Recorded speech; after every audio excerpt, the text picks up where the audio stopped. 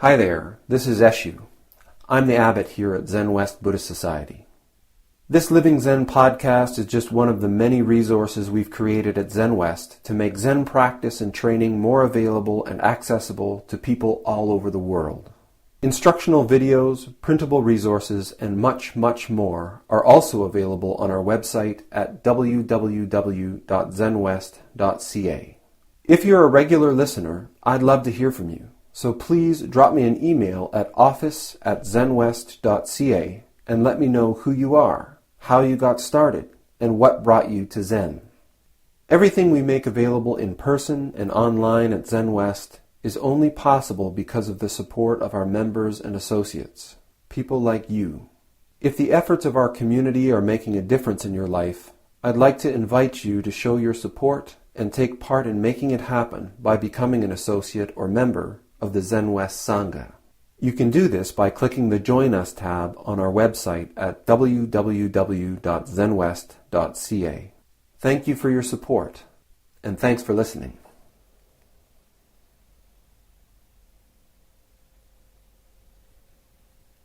The first teaching that the Buddha gave after his awakening, he tracked down and found the 5 ascetics, 5 monks that he had practiced with before he left them to sit under the Bodhi tree. The first teaching is called the Dhammacakkappavattana Sutra. And Dhammacakka is Pali, so it's Dharma Chakra in Sanskrit. It means the wheel of the Dharma. The name of the sutra, Dhammacakkappavattana, means setting in motion the wheel of the Dharma. And in this sutra, basically he comes back to these 5 monks that he's trained with. And when he had nearly starved himself to death, eating just a single grain of rice a day, he had collapsed near the river and had been nursed back to health by a passerby who had offered him some rice and milk. And he settled upon this middle way, which was not this harsh asceticism that he had been practicing, and it was not indulgence in the sense pleasures, but this middle way, just enough. And he began to practice meditation underneath the Bodhi tree. And when he had his great awakening, he, after some time, just a couple of weeks, he decided to head back to these 5 ascetics because he realized that they had, as he said, little dust in their eyes. They'd be able to see the truth readily. So when he found them and approached them, they saw him coming and they said, here comes Siddhartha, the one who we trusted, the one who we thought was so great at being an ascetic, but he sort of fell off the wagon. So when he arrives, let's not even really acknowledge him. Let's just pretend there's nobody there. But it said that as he approached, they noticed something different about him. He had changed. So much so that they couldn't even help themselves. They rose and prepared him a seat to sit down and asked him about what he had realized, and he explained that he had had this great awakening. And the foundation of this great awakening is what he explained in the first sutra, the Dhammacakkappavattana. And the foundation of the Dhammacakkappavattana is what's called the 4 ennobling truths, or what's often called the 4 noble truths. But Stephen Batchelor translates them as the four ennobling truths. And I think that this is something that's important, because it points to what a radical teaching, what the Buddha discovered, or what the Buddha realized was at the time. It's easy for us now to say something like the four ennobling or the four noble truths and not think much of it. But we have to understand that the Buddha lived in a culture in which nobility was not something that one's actions had all that much to do with.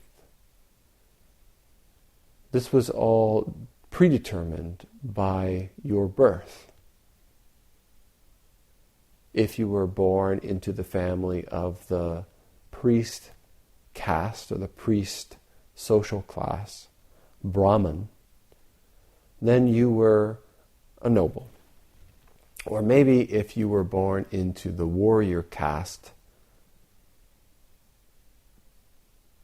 you could be a noble. But anyone else, certainly, there was nothing you could do to make yourself noble. Even if you raised or earned all the money in the world, and you had more money than kings and princes and the priests, if you were a worker, then you still wouldn't be a noble. And according to the social customs of the time, you would have to give the warrior caste and the priest caste person the sort of higher seat. And what the Buddha was teaching with these four ennobling truths was that nobility is not something that is born. It is something that is arrived at through action.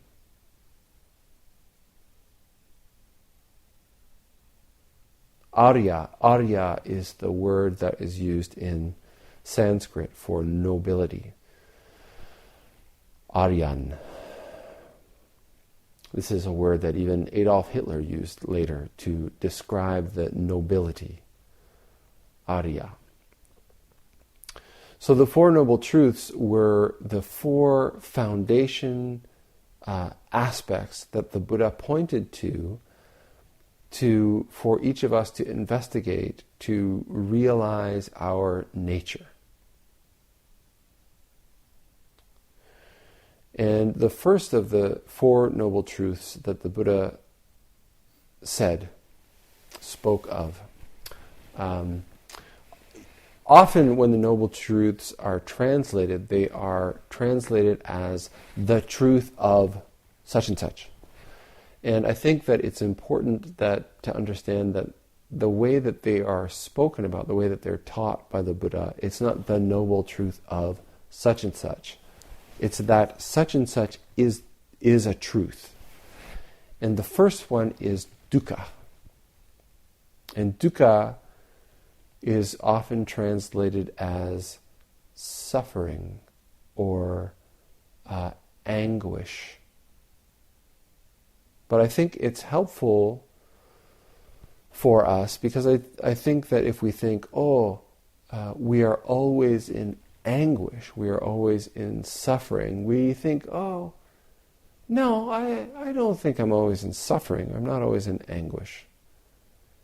So I think that the way of understanding dukkha is incompleteness or dissatisfactoriness.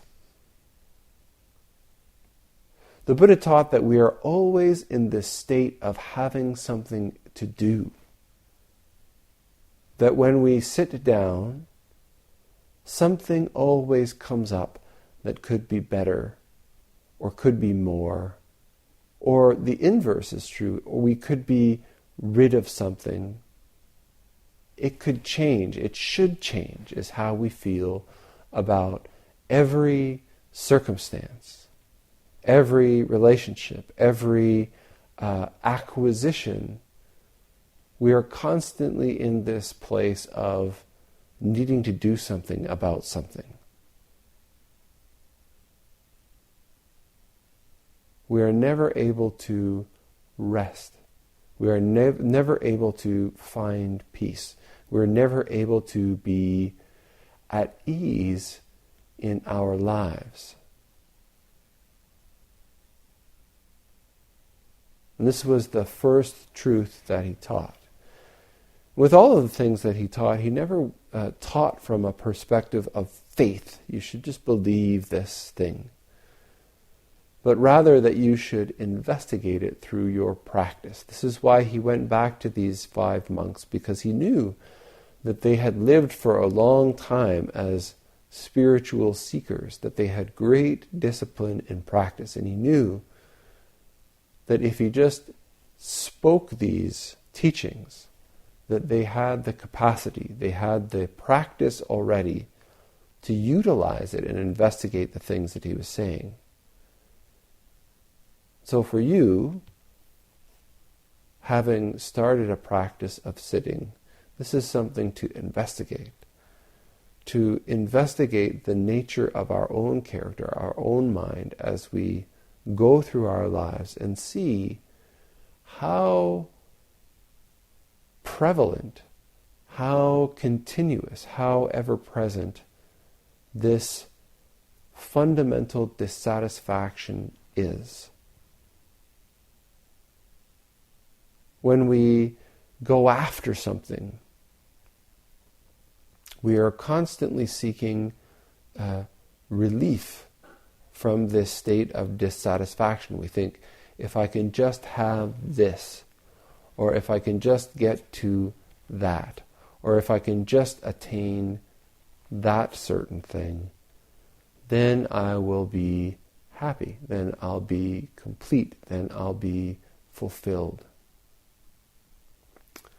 And sometimes we do arrive at those things, and maybe for a moment, maybe for just a few fleeting seconds, there is this sense of accomplishment, fulfillment, relief, arrival. But how fast is it? How quickly does this dukkha, dissatisfaction, well up?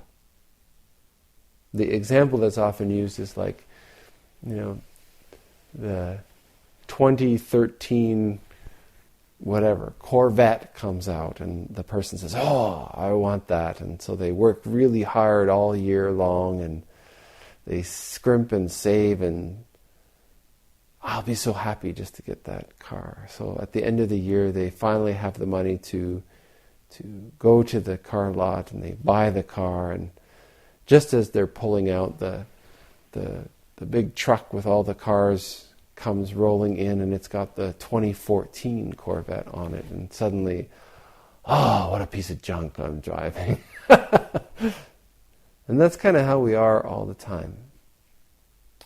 So the Buddha just talks about this truth as something to investigate.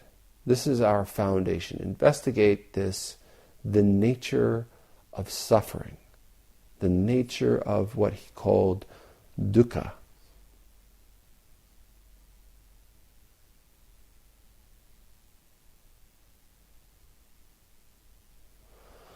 The second truth that he pointed out is called tanha, which means craving or attachment, desire.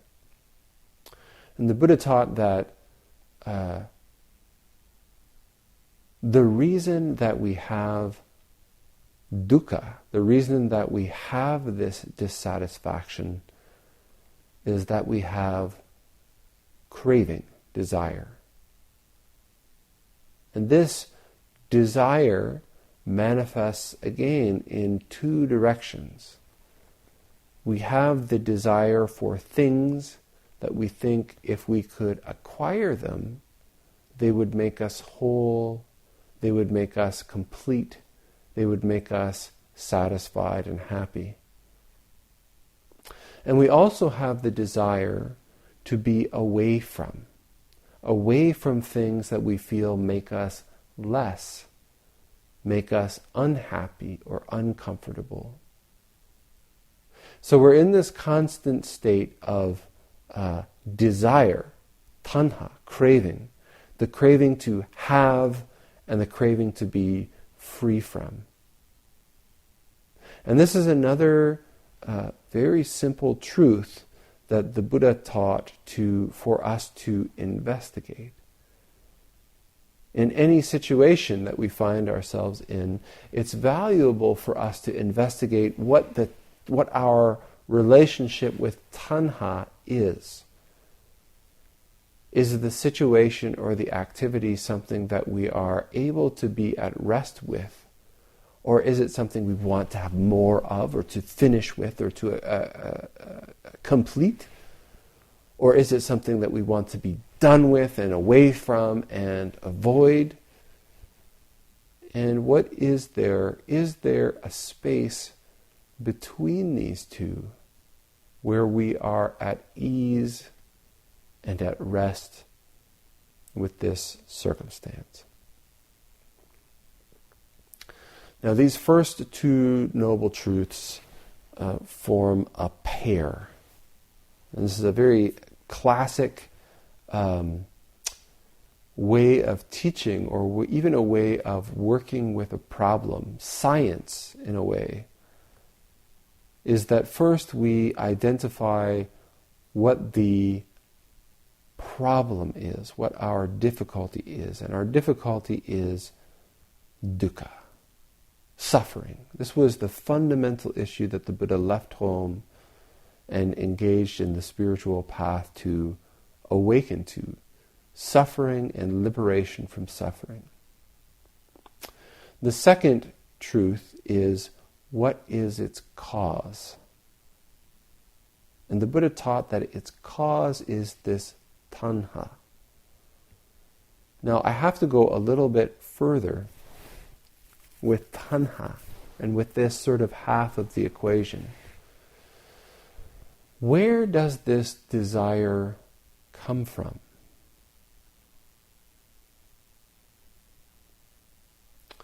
The Buddha taught that this desire arises from the concept of self, of I. The idea that somehow we exist, or I exist, in some way that is separate, distinct, apart from everything else in this cosmos.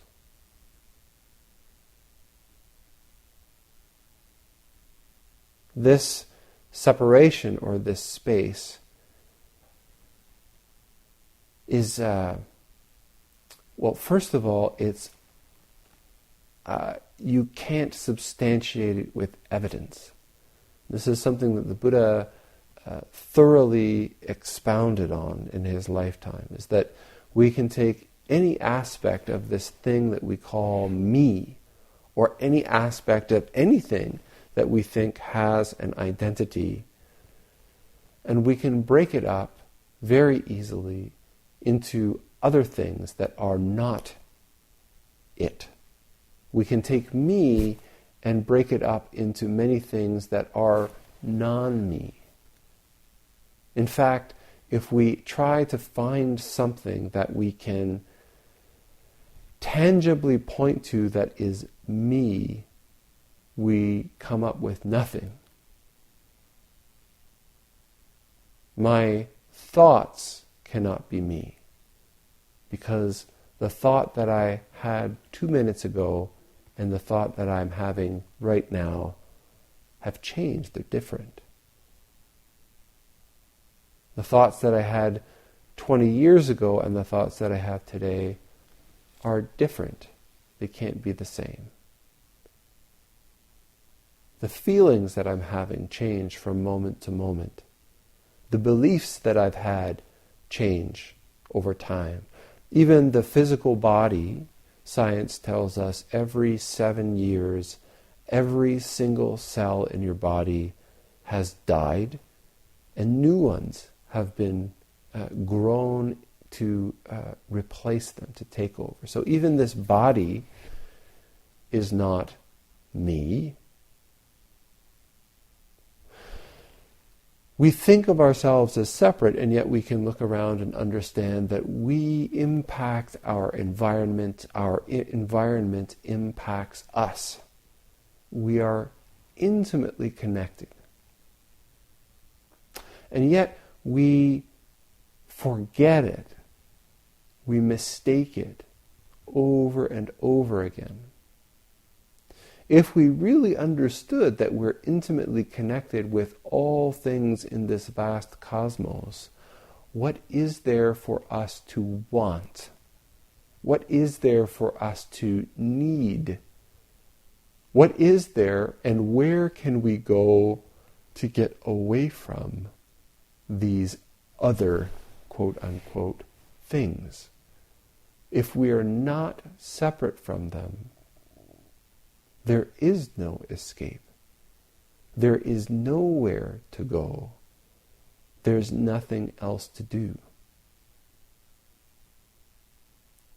So oftentimes, when you see a Dharma wheel, we have a Dharma wheel up here.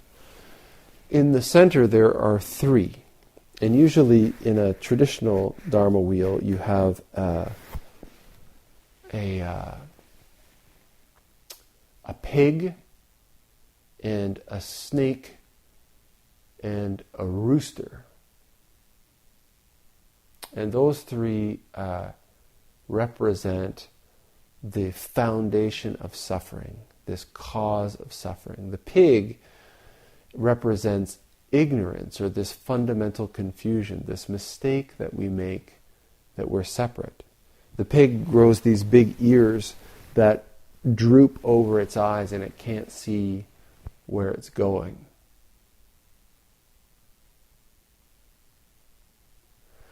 The snake and the rooster represent anger and desire. Or, to understand it more clearly, is this tanha, this craving to have what we think will make us happy, and to be away from the things that we think will make us miserable. And so these three are just the engine that drives this desire cycle that's at the foundation of desire, or at the foundation of dukkha, suffering. This is what makes us suffer. First, this mistake that we are separate.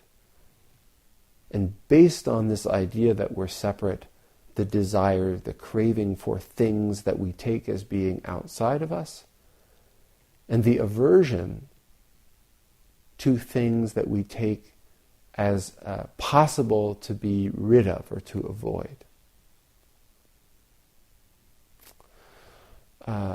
The third noble truth is that there is a path, there is a way that we can practice that leads to liberation from suffering.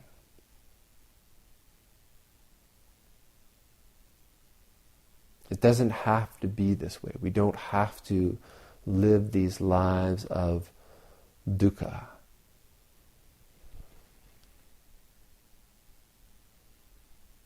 The third ennobling truth is very simple. It simply states that, like a mirror to dukkha, we say, there is this experience of dukkha in the first ennobling truth. And in the third ennobling truth, we say, there's a way to the liberation from dukkha. Good news. The fourth ennobling truth is the eightfold ennobling path. But I've been talking for a long time, so we'll talk about the ennobling eightfold path next time. Okay?